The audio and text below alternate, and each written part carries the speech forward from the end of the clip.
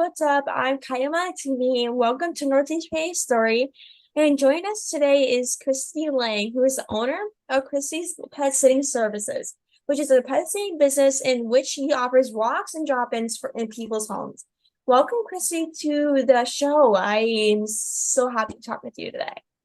Oh, thank you for having me. Of course. So, how did you kind of gain experience as a sitter? Did you kind of because I know you started as a sitter in high school, right? In high school, I actually was working at an animal shelter, and then I did an internship with a vet, and then I did pet sitting like years ago when I lived in Monroe County. So then and I've watched like my friends' animals and stuff, and I've always had animals, so yeah. So it's kind of always been in your blood, kind of, but it's always loving Yeah. pets and stuff. Yes. But are you a pet person, or you're okay, but I'll take care of them, but I'm not necessarily a pet person per se. Oh, I'm definitely a pet person. Yeah, I've never like not had a pet. I've always, even since I was little, I grew up around animals. Um, I was thought I wanted to be a vet, but then once I did that internship, and then I realized there's like the aspect of them like, the passing away and putting them to sleep. I couldn't deal with that stuff. So I know, this I'm the is same way. Ever since I was a baby, when I was born, I literally had pets. Even to this day, I literally begged my parents to give me three dogs, and I literally want another one. It won't if I had a farm with animals, I would definitely buy probably all dogs. But yeah.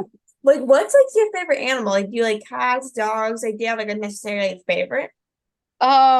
I like cats and dogs, both of them for different reasons. I don't know. I like being the dogs, like being able to take them out and going places and like playing with them and training them. And then the cats, I love that they just like want to hang out with you. And I mean, my one cat is like my best friend. He's like always with me. So Yeah, it's yeah, I love how most cats are cuddlers for some reason. Most of them like to cuddle for some reason. yeah, that's the best. But how long was the training for you with pet CPR and first aid training? Did you I remember you saying earlier that you did first aid training pet CPR. How long was the training for you to get that certification?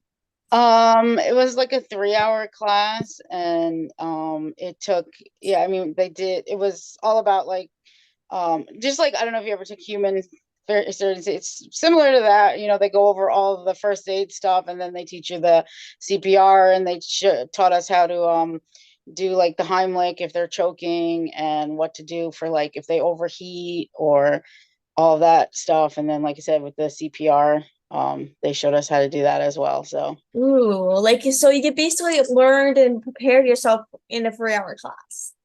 yep, That's yes. not bad though. That's honestly it's better than not doing weeks worth of training. Oh yeah. Yeah. That's honestly No, probably the best thing ever for you though. I mean, for me, speaking for me, I that'll probably be 3-hour class just on those two things instead of learning that for weeks or even months. I'm like, this is the best thing that will ever happen to me, probably. yeah. Yeah, it was like, because I have background in humans first aid and CPR, so a lot of it overlaps, so it was pretty easy to figure it out. So Oh, yeah. It's if you have experience with humans and stuff, then you must know be familiar with dogs. It's kind of the same kind of thing, I think, right? yes, there's definitely similarities. So You you're yep. currently taking a fear-free pet sitter certification training. What do you learn in the training, and what are you kind of looking forward to doing with that? For that, it teaches how to recognize the dogs when they are there's this thing they call FAS. It's fear, anxiety, and stress. So we learn how to recognize that in the animals. It does for dogs and cats as well. And then they're going to teach us how to manage that. So like if you're trying to give them medication, or even if they're just here at my house, because I do board at my house as well. So if they're stressed out, what you can do to minimize that stress for them. So um yeah, so like I have this one dog, she's she boarded here recently, and she came for, I do a meet and greet before every sitting. So she came for the meet and greet, and she was terrified. She wouldn't even come up my porch steps. So I Mhm. started doing like daycare with her so she could get used to being here. And then by the time she boarded here, she was a lot more comfortable here. Mhm. So Yeah, like it's just like my dog, I have a golden retriever, and like she's the type of person that would get stressed out for no reason. Like, let's just say a person's at my house that she doesn't know, besides, my immediate family that lives at my house, she would get like run away. She would not care. Like, she's like, okay, no, I do not know this person. Like, I'm going somewhere else, not where this person is. But like, once she warms up to the person, like she's like, okay, hallelujah, this person's gonna love me for the rest of my life. Like, yeah. like as long as like I feel like if they warm up to you, like I don't know why, but like most dogs, like kind of like once they see the person they don't know, they just run away and get really scared. Yeah, that it can happen. Some dogs are super friendly, like my dog is friendly, but some dogs just aren't. I know, I mean, with Rosie, she's really not been around a lot of other dogs, so and the other dogs here really scared her. So I had to train her to like be okay with my dog. Like I put cheese between my dog's paws, and that's her favorite treat. So she had to go close to my dog to get the cheese, and then eventually she got comfortable with her. So That's yeah. honestly the best thing though, because like when they like see food, they're gonna go crazy. Yep. And like, how did you kind of get involved in other animal shelters? I know you volunteer for some like different animal shelters and stuff. Yeah, I volunteer for Awesome Animal Shelter. It's down in Stroudsburg because that's where I used to live. So there's I started doing fostering for them. I foster kittens, and eventually I got into fundraising. And yeah, so I fostered, I don't even know how many litters of kittens. I've done bottle babies, moms with babies. I've helped them give birth, all of that. So, and then Mhm. fundraising, I started going to the meetings, and now I actually run one of their events twice a year. We have a purse bingo, and that's my event, and I run that. So yeah. You really guys like did you like do they ever help out with you like with your business or just kind of like oh it's like two separate things and you just go help them with their things? It's pretty much two separate things. Especially because I'm up here and it's in Stroudsburg, so Mhm. I know they would like advertise my business for it. If I want, like, and if my friends all that volunteer there also would probably use me and refer me to their friends, but unfortunately, I'm like about an hour away, so Oh it yeah, doesn't it's work like the out so distance well. between Strasbourg and like around here like Wilkes-Barre area is about like an hour. Yeah, so my Yeah. friends tell me all the time if I ever moved back there, I would never stop being busy because they're like, we would just refer you to everybody. Yeah, I'm the same way. Like, it's like I every day I'm like there's no break in between when I'm not doing interviews or something. Like there's always like something going on that you keep getting busy, whether it's like playing dogs in or like getting more dogs recording. There's always something that's going on, which is insane. Yeah, like today was it was a day off. I just have one boarder here, so and she's like old and she just lays around, but I spent the whole day making like flyers and marketing materials because I'm gonna be participating in the day downtown, so I was Oh, getting in stuff ready Duryea. for that. Hmm? Oh, in Duryea. Yeah, that. Oh, So best friends right now. I'm in the committee and stuff. My friend oh well, Paul. they said Yeah. I applied and they said that hopefully I'll hear back that I'm going to be on the in the small business section. So I Yeah. was getting all sorts of material. So yeah, there really is never like a day off. I had to schedule a day to go to the beach this summer because I'm so busy. Yeah, like I just like I literally go on away. I'm a big travel person where it's like going to New York City for the day or something. Like I'm always going on vacation or traveling. Like whether it's like going to New York City for a day or go to Philly for a day. Like whatever it is, like Yeah. it's literally Yeah, I just gotta days stay I just here go because away for a couple of days for like no reason. yeah, I stay here because I gotta watch everybody else's animals when they go away. So. Yeah. But at least they're getting paid doing it though. That's the important thing. Yeah, sometimes when I'm sitting on my couch and I've got a lap full of dogs and I'm like, am I really getting paid for this? It's like, Yeah, it's like the best job though. As long as you're sitting dogs and you're passionate about dogs, it's like it doesn't feel like a job though. Yep, exactly. And like, what was like your first like animal care setting? Like this, like I know, like was that like your first experience in high school, like kind of pet sitting or whatever, or wait, did you have like an early experience before that? Um, besides having my own animals, the shelter when I was in high school was my first experience. So that was where I learned a lot. But so yeah, I volunteered through a summer at the shelter, taking care of the cats for the most part. And then I did that internship with the vet. So it was between those two things, I really gained a lot of experience. And then I actually worked for a vet for a little over a year, about 10 years ago. So that was that was really helpful to know, like to be able to recognize signs of when animals are sick and stuff. That's definitely helpful being a pet sitter. It definitely is, especially like you being like a pet sitter now. It's like very useful if you have like that experience to know like, okay, well, I need to take them to the vet or something.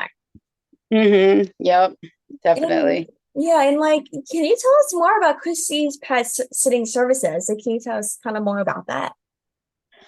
Sure. Okay, so I offer boarding and daycare in my home. So if you go away for a week or a weekend, you can board the dog here. And then I also do daycare if you're at work or if you're just going away for like you said, you take like a day trip to New York City. You could bring your dog here for a few hours just so they're not home alone all day. And then I also do out calls, which would be like drop-ins and dog walks. So I'll check in on cats. Some people like to even their dogs, they'll leave them home and I'll go there like 3 or 4 times a day, let them out when they're away. Because some animals, especially, I mean, cats, but even some dogs, if they're older or they're really shy, they prefer to stay in their own home. Yeah. So then I can go check on them. I also will take care of small animals, lizards, rabbits. I've boarded a rabbit at my house, and I've actually even watched a pig. He lives in West Pittston. His name is Pete. He's kind of famous. Everybody says hi to him, but so Oh, so you basically board every animal, basically, not just dogs and cats. yeah, boarding mostly dogs and cats, except for the rabbit. But then to go to their house, I'll take care of whatever, as long as you teach me. Like even with the pig, like I had never taken care of a pig before, but the owner showed me what I had to do, and I was able to do it. So I'm like, okay, at least I know what I'm doing. As long as you tell me what I'm doing, then you're all set. yep. But like, how do you like treat the animals when they're in like your care? I treat them as if they're my own. Like for boarding, we hang out. They lounge on my couch. There are days when I have like 4 or 5 dogs here, and I can't even find a spot to sit because they're all on my couch. So they're just I mean, we give them lots of treats. We go out in my I have a fenced backyard. We go out and we play. If they really want to go for walks, we can do that. So I basically treat them as if they were my own pet. And even in their home, if I'm there for half an hour, I do treat them. I pet them and give them all the love that they would be getting from their own owners. Like I just like dogs or even cats or any other animal deserves the love, even though like when I literally see dogs outside or at work, because I work for the Red Riders. So like when they do Wagon Wednesday, I literally go insane when I see dogs and like I just like every time I see one, I'll literally have to pet it because I'm like I just can't like especially if it's golden retriever, I can't resist. But like how is like a pet sitting at your house different from like kennels? In a kennel, they're usually in a cage, especially overnight. Sometimes they'll bring them out for like daycare during the day, but for the most part, they're just stuck in a cage the whole time that they're there. And even if you want daycare or you want treats, I've looked on their websites and stuff, and that's all like extra fees. Whereas with me, it's all included, so I'm not going to charge you $5 to give them a treat or a Kong with peanut butter to keep, like, or to go outside and play or to interact with the other dogs. Like it's just all included, and it's like more like they're at home. So Yeah, versus just sitting in a cage all day. yeah, like because no dog wants to stay in the cage. With me, like I have 3 dogs and none of them wants to stay in the cage. None. Yeah. I also just like fight it. It's like every dog just wants to have like roam around and do something besides laying in the cage. Yep. Yeah, Like, we do put them in the crates at night usually. I have a room that's dedicated to the dogs and the crates are in there, but for their own safety, just because this isn't their home. So we'll usually crate them at night. If they're dogs that are very used to not being in a crate, we can just put them right in the dog room and there are dog beds and everything. But during the day they're out all day, hanging out on the couch or outside or whatever. So so it's like very easy. I'm like, okay, as long as you're not creative, you can do whatever you want. I feel yep. like freedom, like you take a little freedom in their mind. So, Yep. but like the last thing I have for you is like, where can people learn more about Kristy's pet sitting services if they're interested? They can look for me on Facebook at Kristy's Pets. And I also have a Linktree website, which is linktr.ee /Kristy's Pets. And so from that Linktree, you can get to anything. I have a TikTok.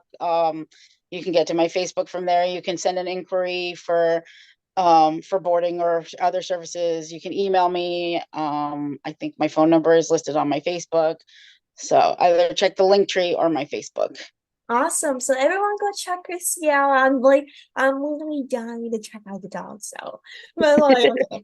But like, thank you so much, Kristy, for taking the time to come on. I really appreciate it. And everyone, if you need dog services or animal services, definitely go to Kristy. Kristy, definitely go to her. And I definitely will keep you in mind for Oh, future things or like thank pets. you. And like, thank you so much, Kristy, for taking the time. And thank you, everyone, for listening. And I hope everyone has a great rest of your day. Thank you again, Kristy. I hope you have a amazing rest of your day. And best of luck with everything. Thank you. All right. Bye. Bye.